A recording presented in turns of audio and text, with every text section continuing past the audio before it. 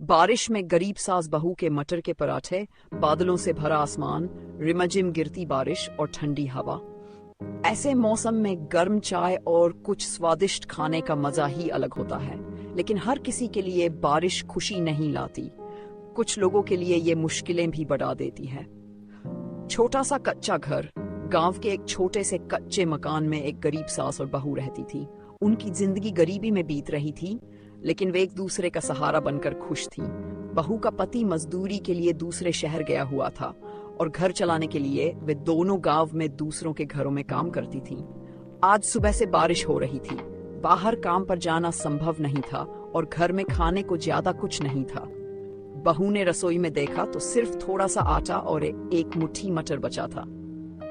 सास का हौसला। सास ने बहू की चिंता भांप ली और मुस्कुराते हुए बोली, बेटी चिंता मत कर, मटर के पराठे बनाएंगे, पेट भी भरेगा और मन भी खुश होगा। बहू हैरान हुई, लेकिन अम्मा मटर तो बहुत कम है और घी भी खत्म होने वाला है। सास ने प्यार से कहा, जरूरी नहीं कि खाना ज्यादा हो, अगर दिल से बनाया जाए तो वही सबसे बड़ी नेमत होती है। ममता और प्यार से बने पराठे। सास ने पुरानी अंगीठी जलाई। बहू ने मटर को हाथ से दरदरा कूटा, उसमें थोड़ा नमक और मसाले मिलाए और आटे के साथ गूंथ लिया। घी बहुत कम था, लेकिन सास हंसते हुए बोली, प्यार के हाथों में जो स्वाद होता है वो किसी घी या मक्खन में नहीं। पराठे तवे पर फूलने लगे और उनकी खुशबू बारिश की ठंडी हवा में घुल गई। दोनों ने गर्म चाय बनाई और हरी चटनी के साथ पराठे खाने बैठ गई। सुकून की बारिश। बाहर तेज बारिश हो रही थी, लेकिन घर के अंदर एक अलग तरह की गर्माहट थी।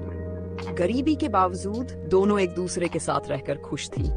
सास ने बहू के सिर पर प्यार से हाथ रखा और कहा, बेटी जिंदगी में पैसे से ज्यादा रिश्तों की मिठास जरूरी होती है।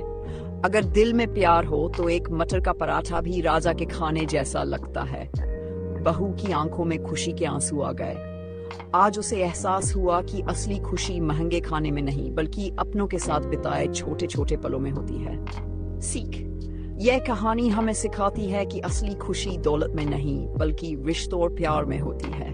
अगर दिल में अपनापन हो तो साधारण सा खाना भी दुनिया की सबसे बड़ी नेमत बन जाता है।